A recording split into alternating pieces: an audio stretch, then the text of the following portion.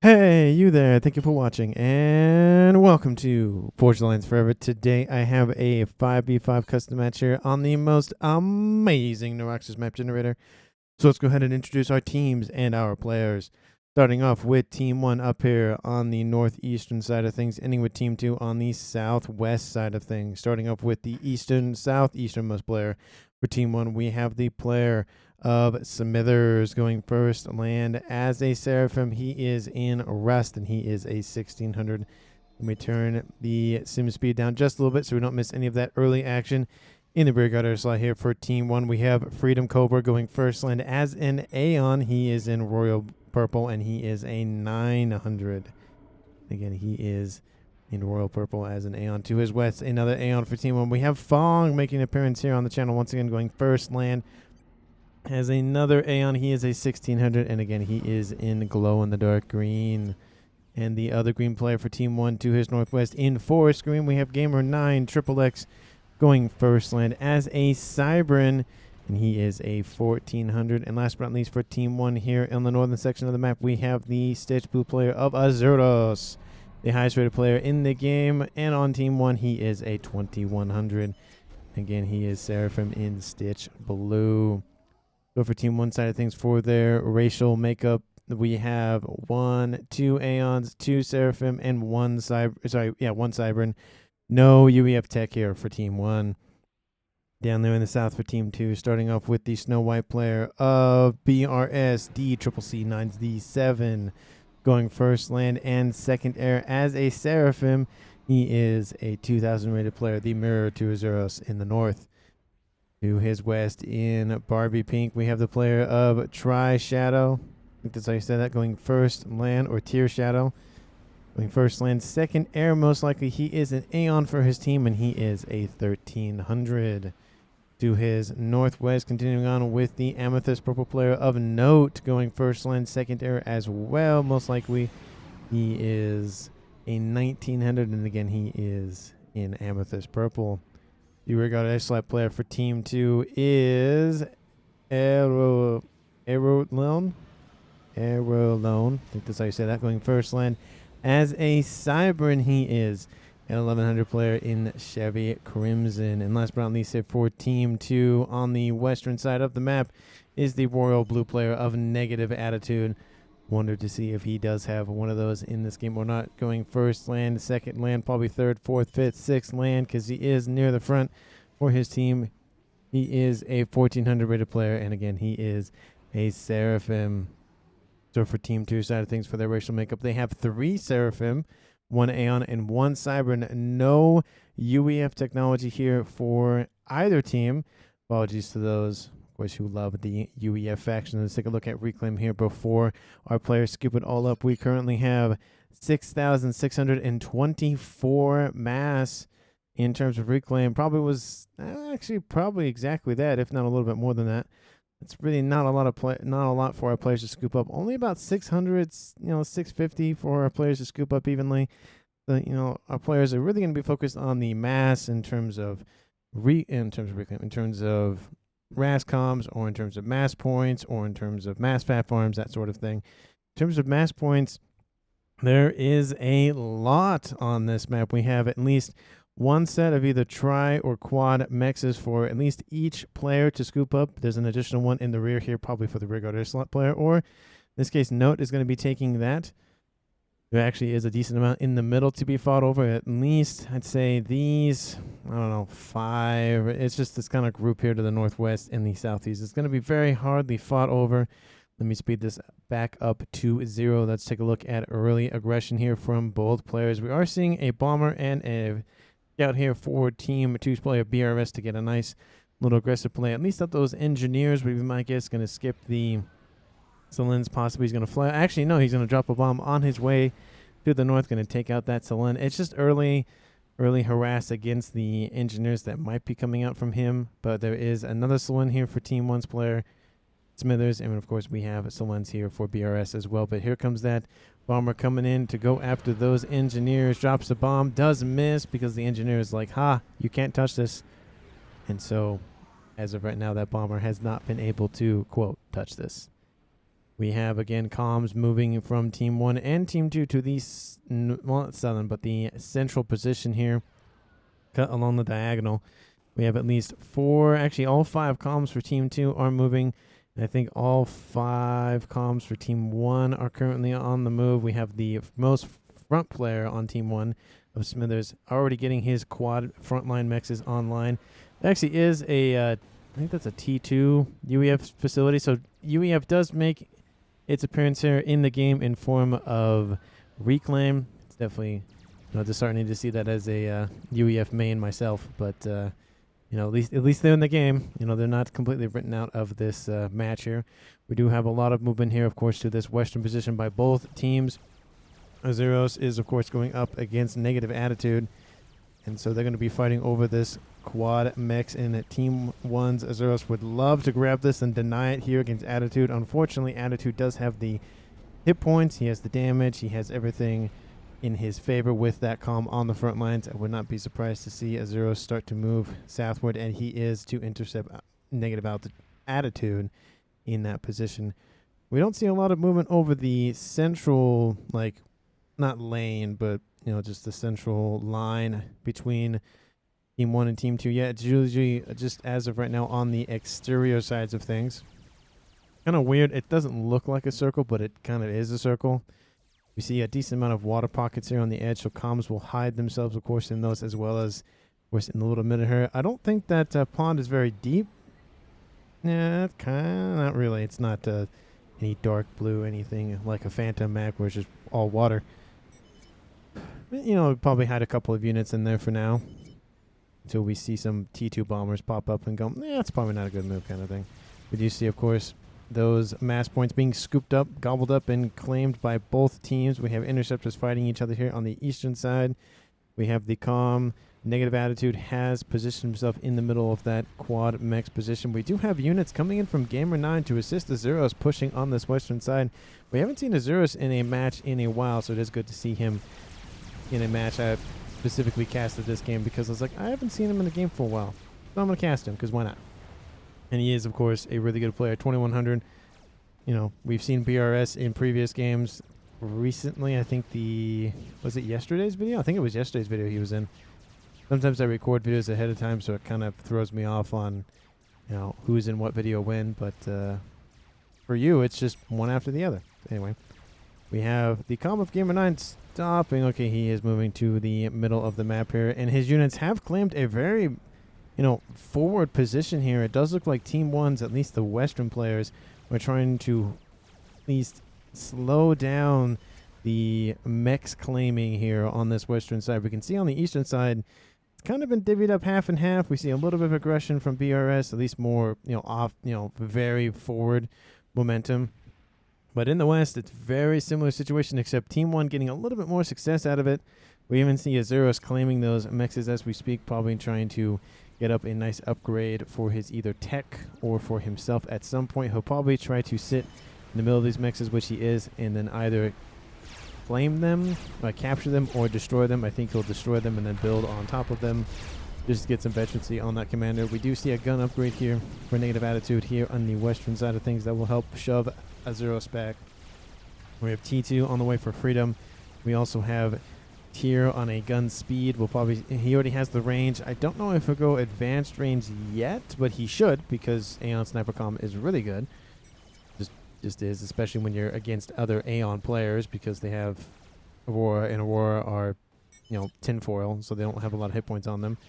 That gun speed and range damage, that gun speed and range upgrade will finish. The units in from Gamer9 will actually move southward, not westward, because there is a larger force here. Even if Azuros was to combine his forces, it still would not be enough to dissuade Negative Attitude. And I think Azuros is just going to fall back a little bit, build a couple of T1 factories, and that's really about it. We did see that Azuros didn't go for these back line or these back set of mexes. Kind of weird. Maybe the comm of Gamer9 will move forward with that. He did go for a gun speed and range. He is starting to upgrade that a little bit, but we are seeing some engineers coming in to support him soon. So we'll see if that upgrade gets finished pretty quickly, or he'll have to stop it, which he just does and then leaves. So Don't know why he just did that. But anyway, you do see the army engage here to the west. Team 1's Azuros' forces are outnumbered at least 2-1 here. It is Seraphim versus Seraphim. There are no differences in technology or hit points or whatever the case may be. It's just pure, numbers game here. And those units are retreating. Of course, there are a front line position here to resupply those frontline forces. Gun upgrade will be started. It needs to get finished sooner rather than later because Negative Attitude is coming in with his comm, and he would love to come in and pincer maneuver, at least with the help of Gamer9. He is having some issues here in the western side of the middle, though. We are seeing Note's forces come in and move over to the west, and we even see some puncturing forces straight through the middle here by him as well. One bomber isn't that much of a concern, but taking out some engineers on either upgrades or, reclaim, at least at this point, it's not really a lot of reclaim. Just taking out those engineers, running around the map. This would be a great grab here, taking out 4 or 5 engineers, trying to build those T1 mechs. I think that's what you might be going for. Yeah, there was a bomb that landed earlier. He'd like to take those out again. Takes out 2 of the 4. There's a T2 in there as well, so that will probably build those mass storages. The comm of Azuros does finish his gun upgrade, but he is severely wounded, dropping into the yellow. Negative Attitude is trying to hold off his enemy forces, the enemy forces from Azuros, to resupply and protect that comm. But it does look like Azuros has been able to fend off at least those early units that have come at him. Will be able to keep moving southward. Again, we have Negative Attitude getting a nice rank in veterancy here, getting those hit points up to 12,600 versus the, I guess, the same here for Azuros. So it is kind of a 1v1 scenario here. Would like to see, of course, that radar facility go down. Does look like the Zui do take that out. You want to deny enemy intelligence as much as you can, because the more you deny, the more the enemy team cannot prepare for. We are currently 10 minutes in. We should see T2 upgrades starting to proliferate here around the map. E3 on the way here for Fong in the middle. We see Azuros building those Ilshis. Of course, we'll see a similar move out here from the west from Negative. We do see T3 has already been achieved by Note, so that is a huge advantage for Team 2.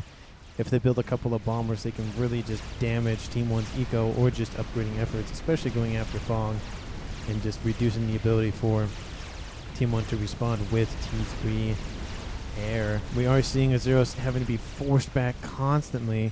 Negative Attitude isn't pushing that much, and that's a lot to be said, because if he keeps going further in, it does give the opportunity here for Azuros to group up with his Ilshis that have been building up and coming in to be able to either take out the comm or at least shove him back and maybe open a door for a gunship rush.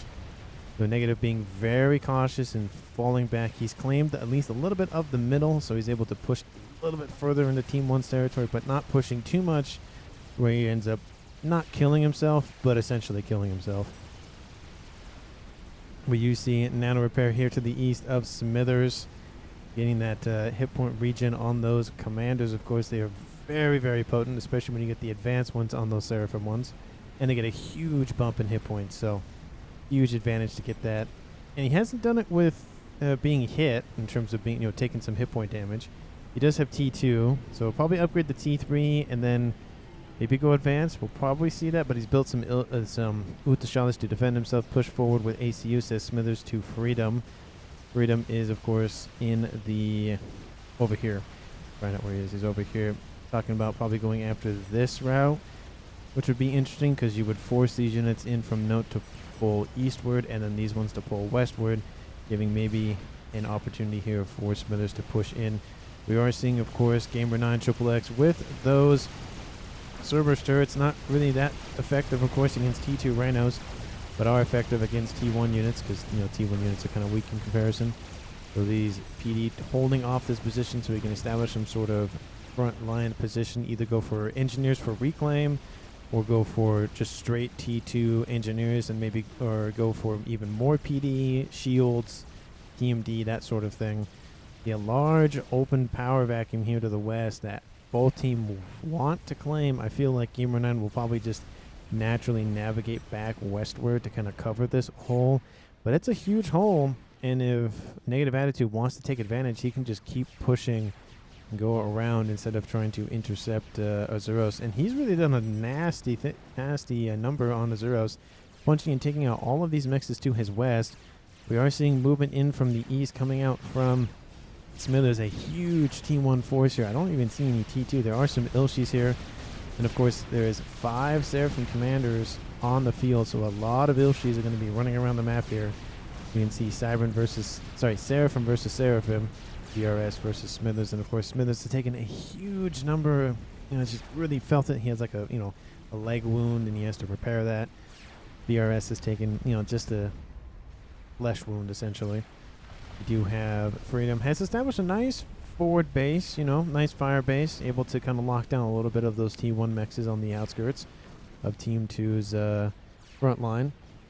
It's not really going to prevent any run-bys. I mean, it is, but, if Team 2 skirts the edge, they'll avoid at least some of that pressure. But we are seeing, again, another fire base here to the west. So Team 1 really wanted to establish at least front-line positions and holding positions in the middle of the map, while trying to establish a nice aggressive push either to the west or to the east, which is occurring for Team 1 on the east.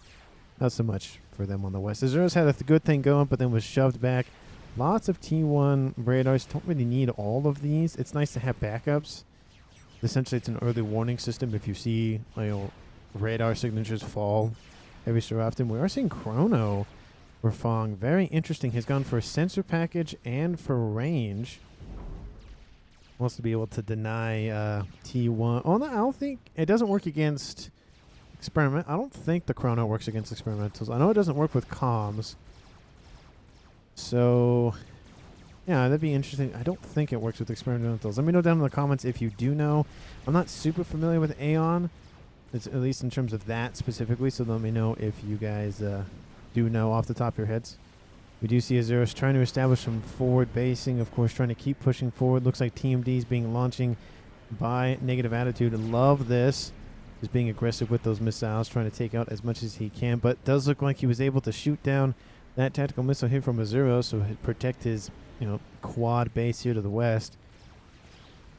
And he is producing more and more, of course, but he needs to really watch out because both these players are in, they don't really have a lot. I mean, Azuros has a lot of T2 Ilshis. Team 2's altitude, it does have, I'd say attitude, not altitude, we're not on a plane. He has a good thing going. He's pushed very far forward, but Azuros feels very confident. He does have nano. He'll build another TMD very far forward. That missile is inbound for some location, maybe going to the east against somebody else. Yeah, but I think he's going after Azuros' mechs to the east, which, sucks, of course. Especially because Team 2 is winning the eco wars so far at a little bit, a little under 100 mass a second, maybe like 80 or so comfortably, but a large T1 force here for Freedom assisting the push here for Smithers to the east. Still essentially just T1. So Team 1 being very reserved in their T3 and T2 building up of units. They really want to milk T1 units as much as they can. We see a T3 facility, of course, online for Smithers, and a T2 online for Freedom, but we should see him turn just into T3 at some point here shortly. Of course, I think there's only one T3 air facility for both teams. We're not seeing any advantage in the air as of right now, but I wouldn't be surprised to see somebody switch over at some point, because it's starting to be a deadlock here, at least on the eastern side. The western side, a huge T1 push. Lots and lots of Mantis running around the map. We have Team 2's Mantis and Rhinos actually falling back. And the Rhinos, they have the hit points, they have the damage, but it's just they're severely outnumbered. And in terms of, that whole you have 1,000 of anything can kill anything thing, that amount of Team 1 forces, a couple of Rhinos isn't really going to do a whole lot. The amount of TMD, I lost air, says Fong. Yep, he has lost the air, so it looks like Team 2 has air dominance because there's realistically no air for Team 1. So they'll be able to push. I would have liked to see them do more strat bombers or stuff like that. They just didn't didn't do it fast enough. There is a strat bomber as I'm talking about it to the east. Nice positioning here. Takes out oh wow, weird. It only takes out one. I felt like that was close enough to at least take a second one out. This strat bomber will be able to do a hefty number on the front line here for Smithers, taking out another mech. We have some ASFs coming in, but the ASFs are severely guarding this bomber, protecting it from any issues. Another T2 mech's going to go down. Isn't fully ringed, of course, but still hurts. Taking out any eco is better. We have one lonely little interceptor going after that strap bomber. Isn't going to do a lot of damage, but we'll be able to do some. We have another bomb coming out, this time against Freedom. Takes out, yeah, I don't know if it needs to be over a little bit, but I feel like you could have got both of those. Bomber still going in, still on a tie right here. Has killed 17 structures.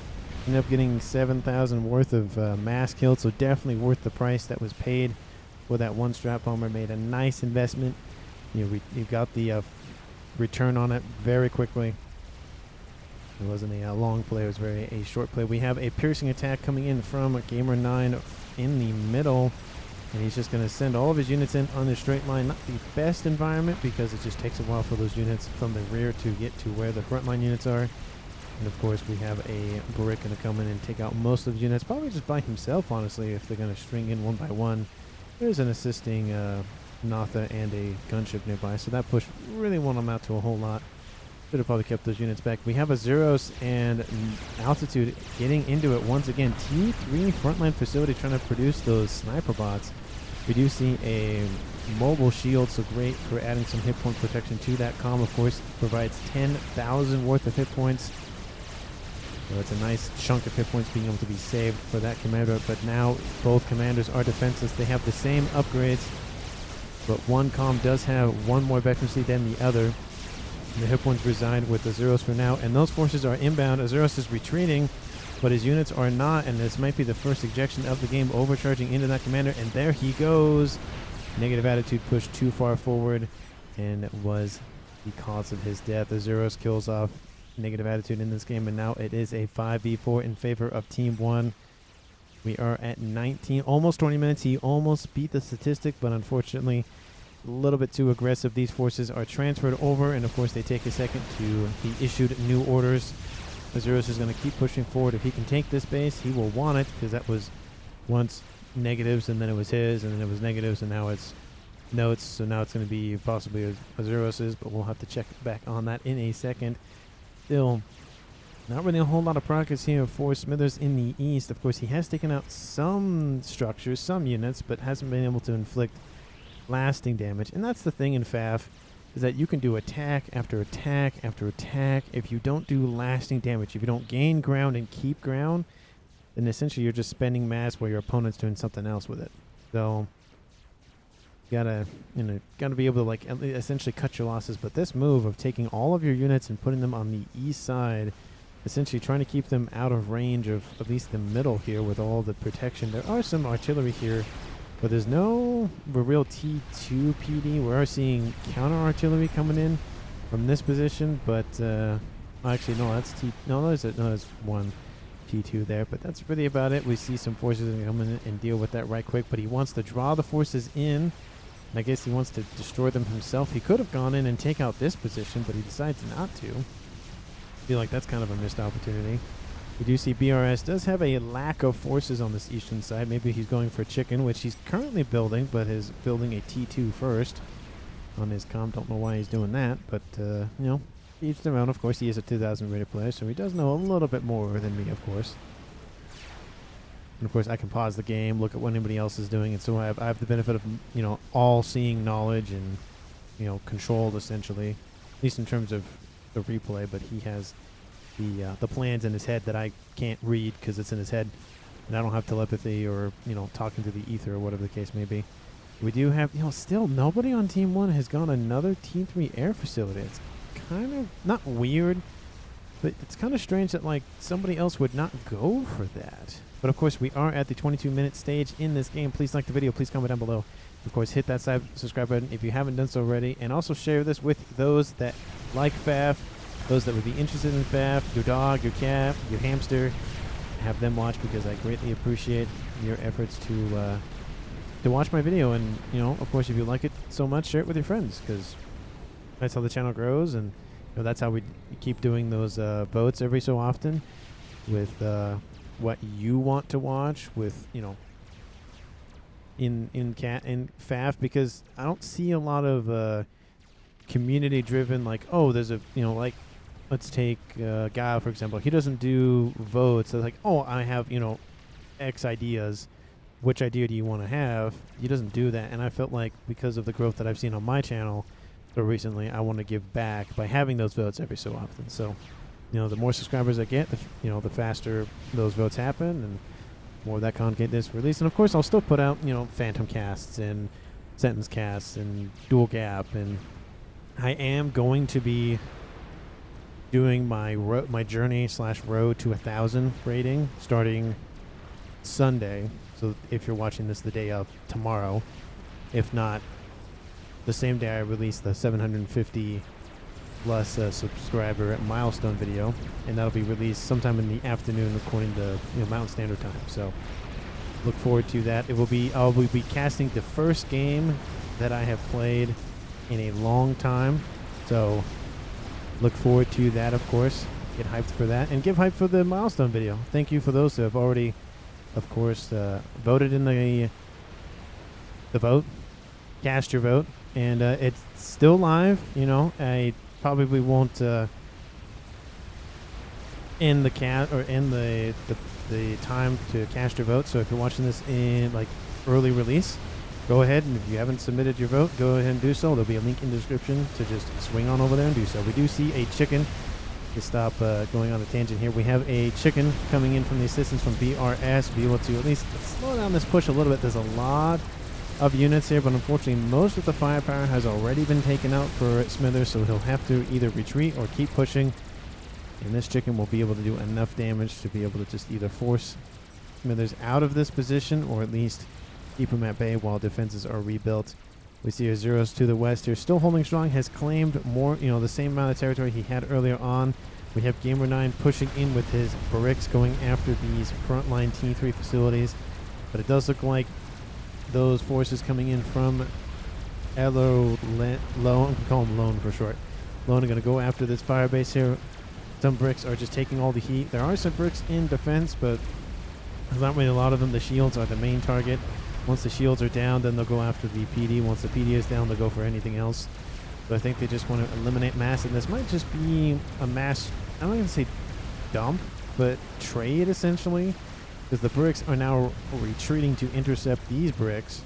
We have some engineers going to be caught in the crossfire here. More bricks are coming in to intercept, of course, but the shields are down, the PD is mostly down, and now those bricks will kill those engineers that were just trying to feed their families.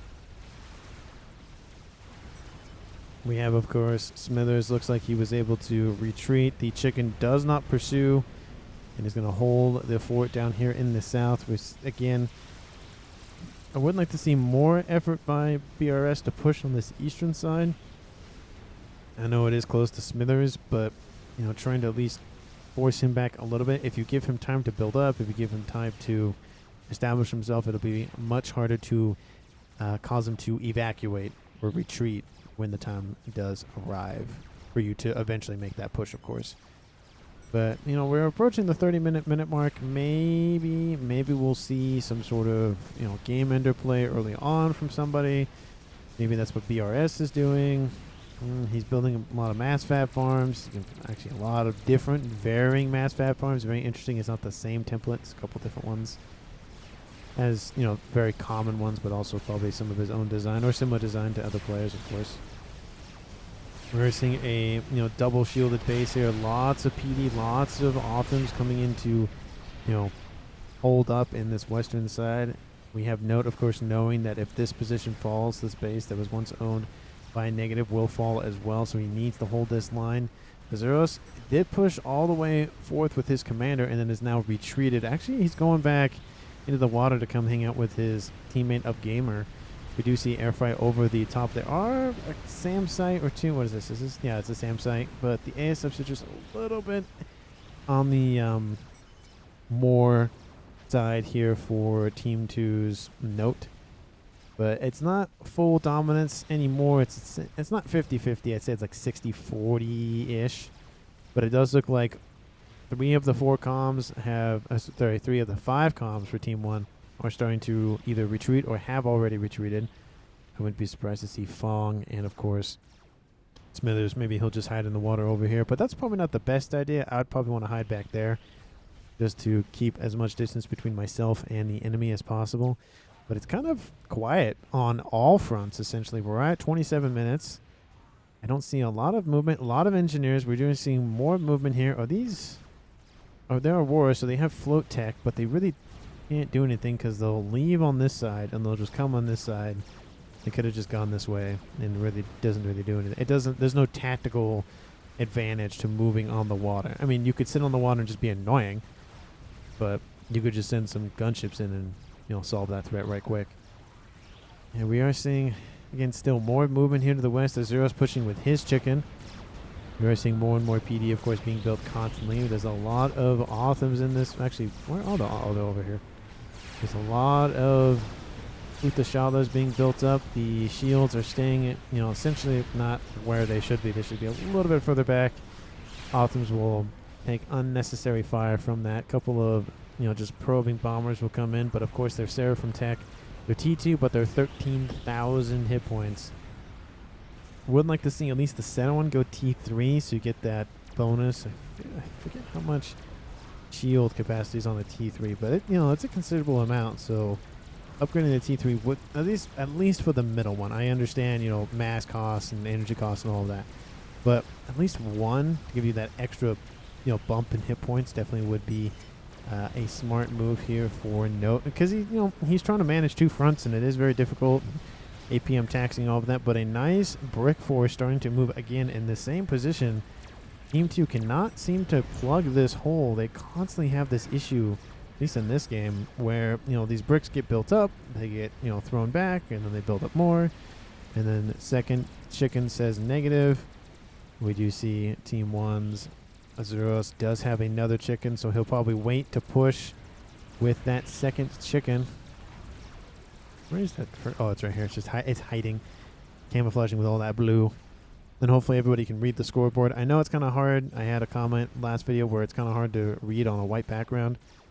Yeah, I wish you could edit the scoreboard colors and whatnot so you can read them a lot easier. But, you know, that's just an idea from a caster who likes to comment about the scoreboard, of course. And for those who like to read it too, not everybody likes to. It's a resource that's there. You don't have to read it, but I know there are those that enjoy like looking at the numbers and calculating who's going to win or how the situation's going or whatever the case may be. But Team 1 has flipped the script. They are in the lead with mass per second at 2.3 thousand versus 1.9 thousand. So a nice 400,000 mass more. Team 1 does have about 170,000 more mass than collected than their opponent. So, you know, that's not Paragon's level of mass, but it's starting to be. So Team 2 has to be very cautious. One Monkey Lord against a bunch of bricks. It's not the best idea, especially because there are a couple of PD. There are servers, but you know, some damage is better than no damage. But it's trying to... Maybe it'll stay at range, possibly. It's going to sit. No, it's going to engage.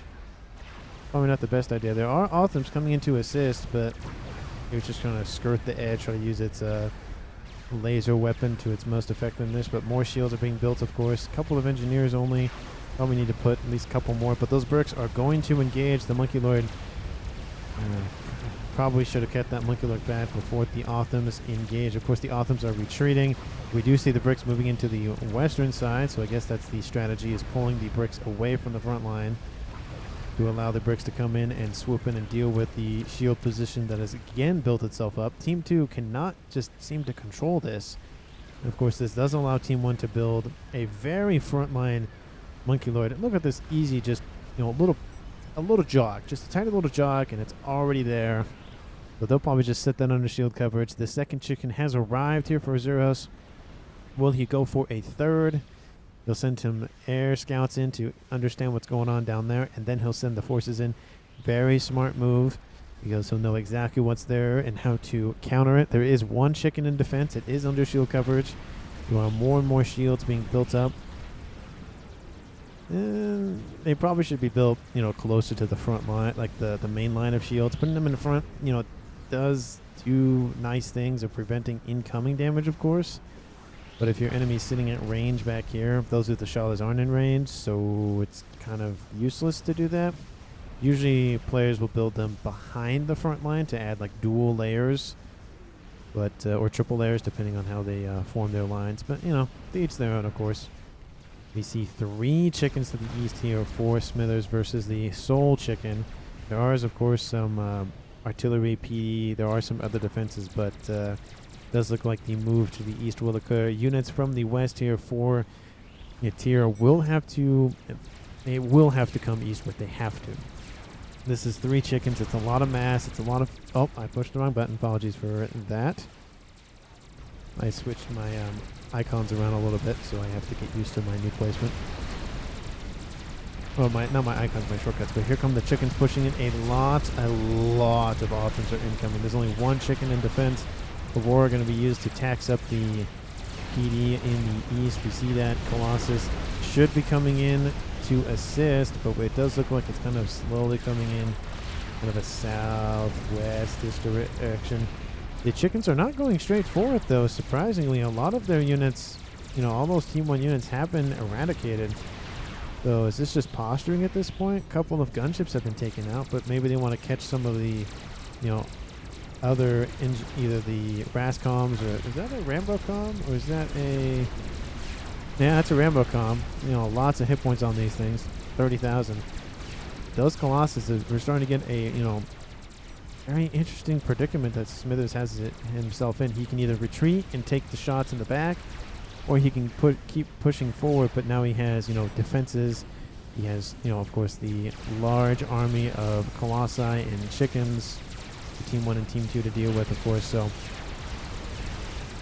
Now, all the chickens aren't firing. They need to be firing. I think all...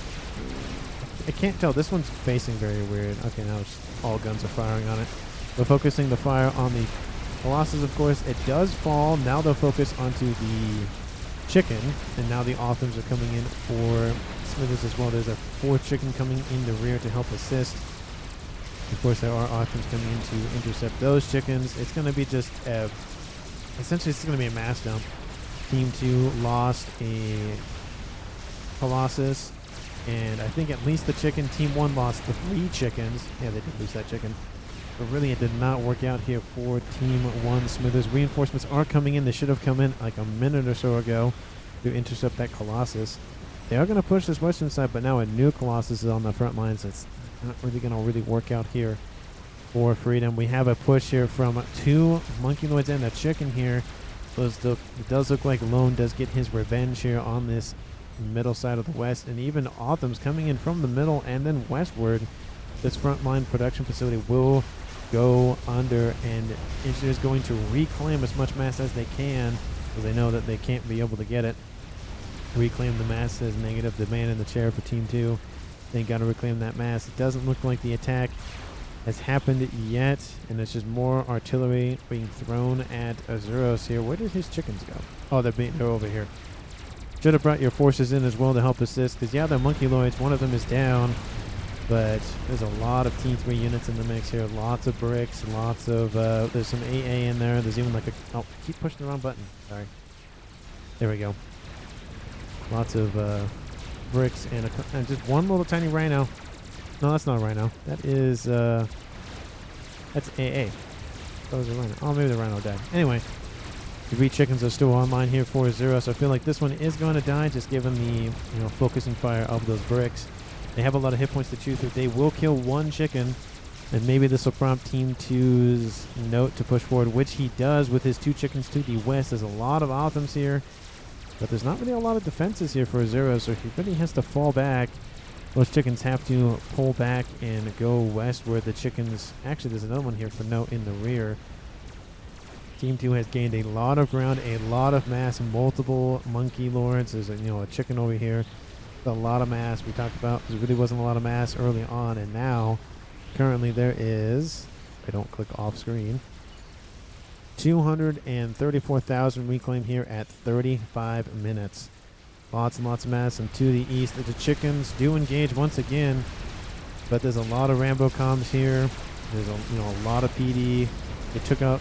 Is that the same? No, that's a different Colossus. That's the first Colossus. The second Colossus here to the west does hold off this push here from Freedom. Team 1 really needs a victory here on either side. They don't really have anything going on in the middle. We have an Autumn push going against Fong. He's taking some hits. We have some Boltus spammed up to help defend. Of course, the Chrono Dampener constantly pulsing out to deal with those tanks, allowing some breathing room here for Fong in the middle. It's a huge air grid. Needs to get that more shielded. His artillery will rip through that thing.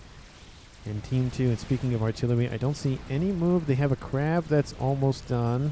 That's not artillery, though. Mass FAF farms, energy producing facilities as well. Lots of shields coming online. We have a Yolana Oz started here by BRS, so he's thinking about ending the game, 36 minutes. We have artillery, 2 artillery installations planned here for here. So both the southern players for Team 2 very focused on ending the game. Maybe we'll see something from Team 1's Azuros. We do see 1 artillery has just been completed. The second one has finished, so he was holding off long enough to get that started. Team 2 has some unshielded facilities, but the main facilities are definitely protected, so it's going to take a little bit to punch through those shielding here for Azuros. To the east, we see anything else? We see another Epitham started. It's about a little over a third of the way done here for this. So we have artillery for 2 players, but no game enders yet. Quantum Gateway's coming online here for Gamer, kind of rep up his eco as well, but I don't, no plans to end the game, but of course, or plans for a game ender specifically. But starting to end the game is on the minds of both teams. You'd love to see that. Don't tell me the artillery is firing at... Well, tell me the artillery is firing directly on the air. That would be... No, it is. Takes out a squadron of ASFs. Oh, please tell me you fire another shot. Oh, no, it's just a couple shots. Okay, I was like, please don't use all of your shots to take out the ASF. That would be ridiculous. We have 2 Colossi. They're crossing their beams here to the west. This chicken does not stand a chance. This is kind of just falling apart here. He doesn't really know what else to do. Just pump out chickens and units, but there's no strategy. I would have loved to see maybe, a chicken or something come out of the water this way. See, that's where a tactical move would be nice with that movement. Is build a unit like the chicken that can just, go underwater and then come out of the water and just go straight for the base. It would pull a lot of attention away from the front line. You would lose a chicken, of course, all that mass that you spent. But at least you would get, hopefully something done out of it versus just dumping it in front of the main base. Or the main front line. ASF fight will occur over the top. Not really a lot of AA for either team, so it's really just going to be about the numbers and the turns here. It does look like Fong does get... Oh, we're starting to... No. Just more turns. Does look like Fong gets the better end of the deal there. So it isn't dominance, but definitely has control over the air for now. I think maybe some of those shots from the Hubbathams did help. Looks like he's trying to target the main air grid down in the central side of things. Oh, no, we see another player go for air. So, there's 2 players on Team 2 going for T3 air. Oh, we see a third one. Okay, that's good to see that more players getting to the air game. They need that assistance.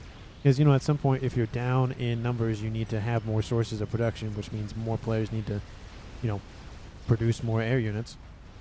But when you have players on the east doing a very good job pushing back, constantly getting mass from these wrecks that are, just being thrown at Team 2's door. Smithers needs to get out of range sooner than later. Don't know where he's going. Is he going to charge in? Hopefully he doesn't, because that's just going to be a kill. I think. No, he's... What are you doing? Are you building a shield? That's not going to... Sir, that's not going to do anything. Oh, I keep doing that. I keep pushing my button because that's where I had that. That's a shortcut, but then I moved it today, so I need to get used to it. And those... I mean, I get not wanting to mass dump on your opponent's doorstep, but it's 2 Colossus. They're, at least a little more than half HP per Colossus, but... the drops, wow, look at this dropping coming in from Freedom. He would have dropped essentially right on top of those Colossus. Maybe he saw that, maybe he didn't. But still, that is a huge rally point for the Calm of Smithers. That is a huge, huge win. Well, not win, but bonus to teammates helping out one another. I think Freedom's filling in more support role. We do see that push that we wanted to see early on here by Azuros. 5 chickens. Well, sorry, 1 died. 4 chickens. There is one here for... No, so I guess there were 5 chickens, but lightning storms going off one by one. Of course, they're just ripping into units here for both teams. Chickens are constantly pushing. We have some Notha fighter bombers coming to deal with those chickens. There are some lightning tanks in the mix, so of course, Notha's aren't going to get it that much worked out. Another chicken falls here for Team 1's Azuros. And this chicken's severely wounded. This one's perfectly fine, and the one on the left isn't feeling too hot. So I was going to say, I wonder if Note does push forward. He has 4 chickens to the west. They are perfectly healthy, no issues, no blemishes, no nothing. This one even has a veterancy. We're about to get a second one here pretty soon. All of them getting veterancy because they're killing, you know, T2 artillery, land facilities, all of that. So Team 1 really needs to build. Oh, here they come. Here comes the bombing runs and gunships inbound here for Team 1's Fong. They're coming in, going to take out the lead chicken. That Spectre gunship's not going to do that much damage. But, you know, little by little, I would like to see all of the focus on one chicken. But that's a lot of strap bombers.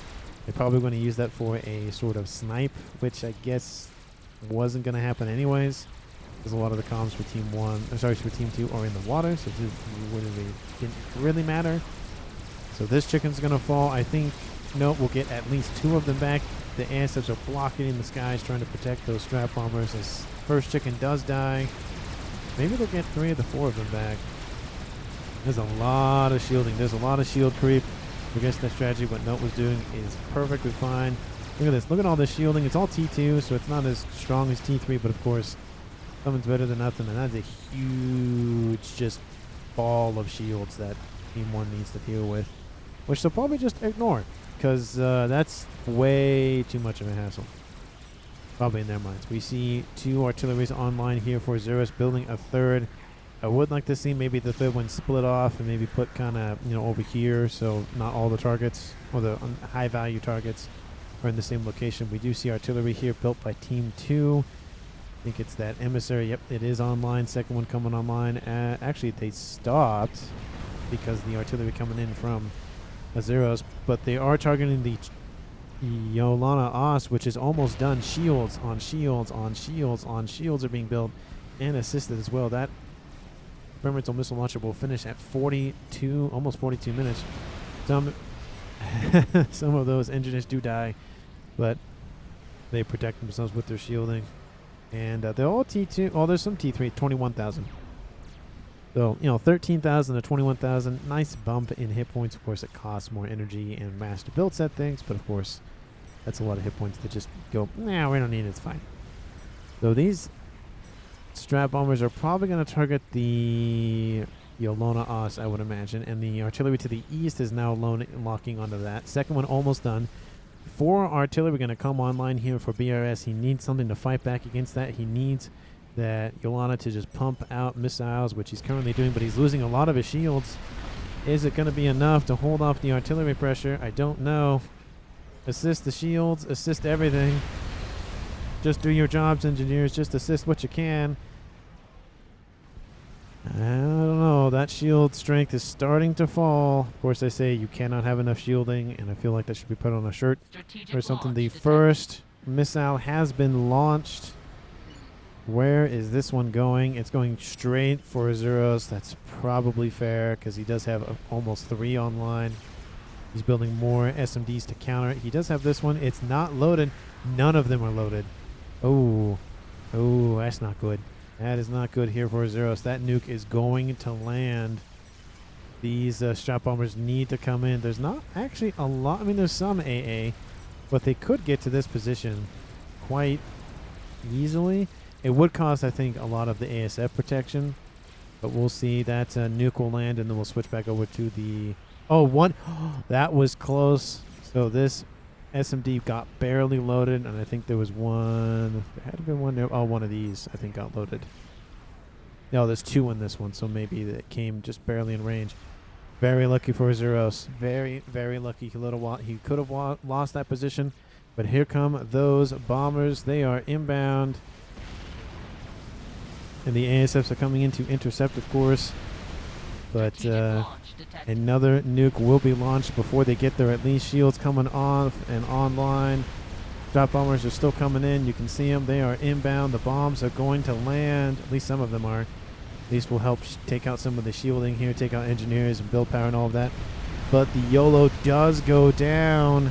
Oh, that's got to hurt for BRS. Put a lot of mass and energy and whatnot into that.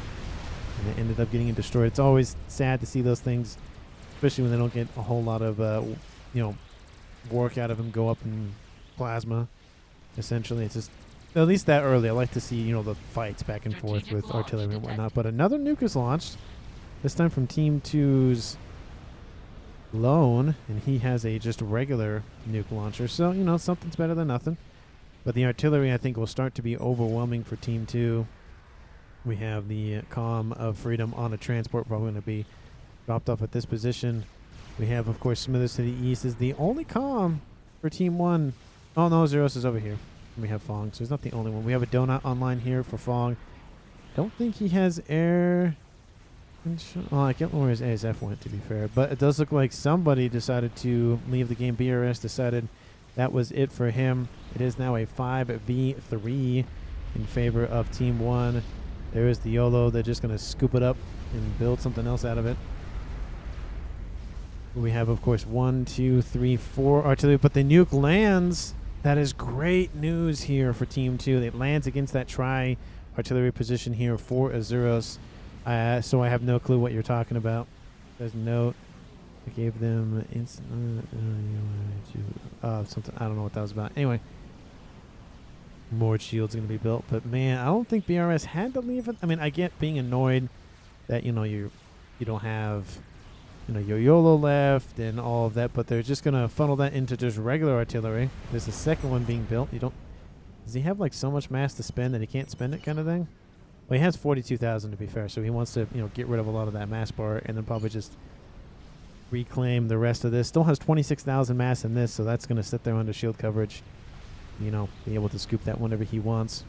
And so now there's only 2 artilleries firing at Team 2, but a third one is coming online here pretty shortly. Lots of Seraphim featured this game, of course. A lot of Seraphim tech at the forefront of everyone's mind.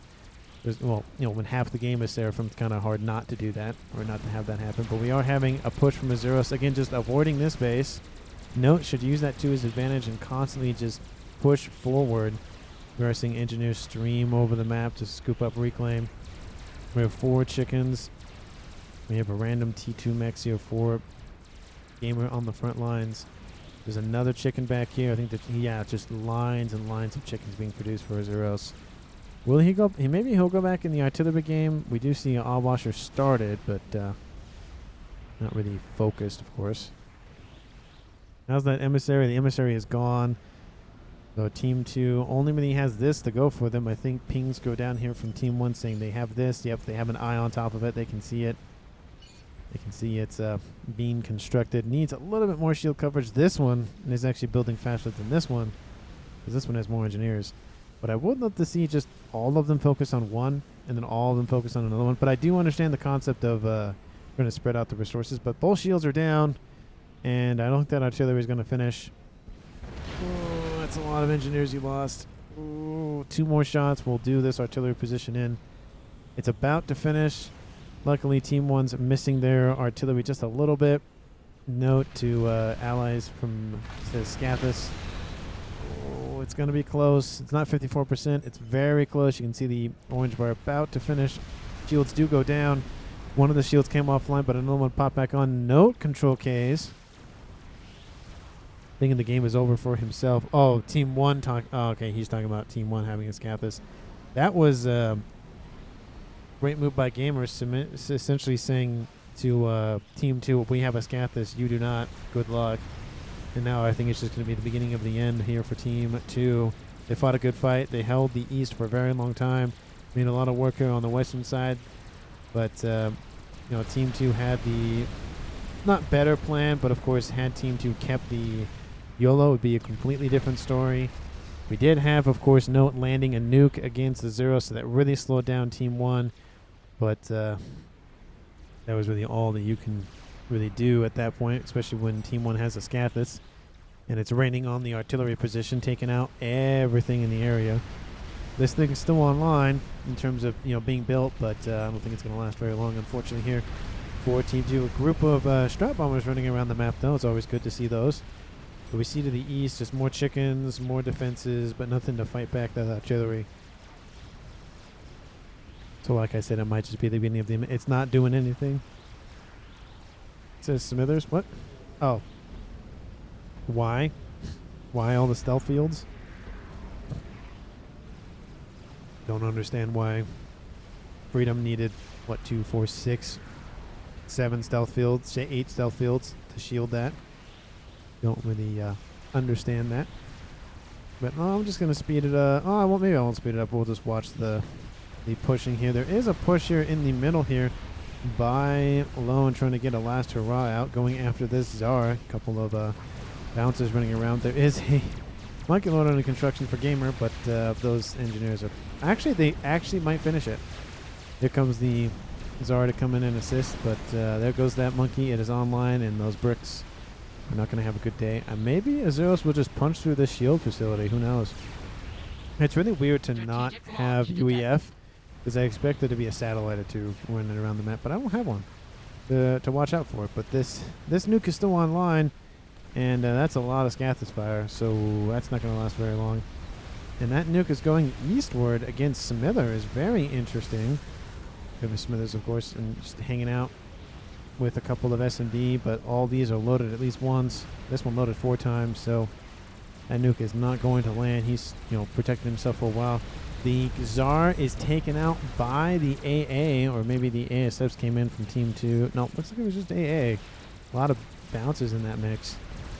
And now those engineers are about to finish another monkey before these bricks can come in and deal with them. If the bricks all moved in, they could deal with it, but it doesn't look like Lone is microing them as much as he probably should. Washer almost 3/4 the way done here for Azuros. Azuros pushing westward, doing a great job of just eradicating everything. Is taking some hits, of course. Units are going down.